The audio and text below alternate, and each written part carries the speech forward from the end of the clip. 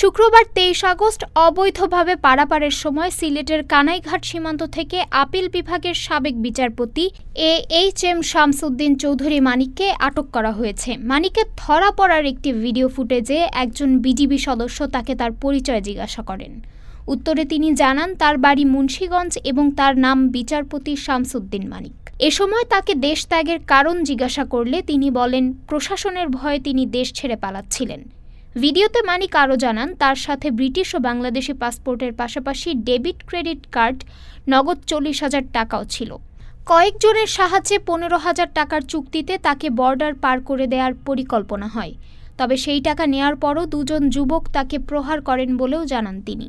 এছাড়া তার ৬০ থেকে ৭০ লাখ টাকা তারা নিয়ে গেছে বলেও ভিডিওতে উল্লেখ করেন তিনি। প্রসঙ্গত, বৃহস্পতিবার ২২ আগস্ট বিএনপির প্রতিষ্ঠাতা জিয়াউর রহমানের পরিবার নিয়ে বিরূপ মন্তব্যের অভিযোগে বিচারপতি মানিক, সাবেক সংসদ সদস্য ও জাসদ সভাপতি হাসানুল হক ইনু এবং বাংলাদেশের ওয়ার্কার্স পার্টির সভাপতি ও সাবেক মন্ত্রী রাশেদ খান মেননের বিরুদ্ধে মামলা দায়ের করা হয়। ডেস্ক রিপোর্ট, আজ বার্তা, ঢাকা।